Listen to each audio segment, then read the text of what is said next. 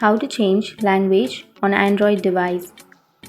So if you want to change language on your Android device, then first of all, you have to open up your settings. Now after opening your settings, on the upper right corner you will have a search icon. You can simply tap on that search icon and then you will have a search bar, and under the search bar you have to simply search for language. And after searching for language, here you will have a bunch of options, so you can simply tap on languages,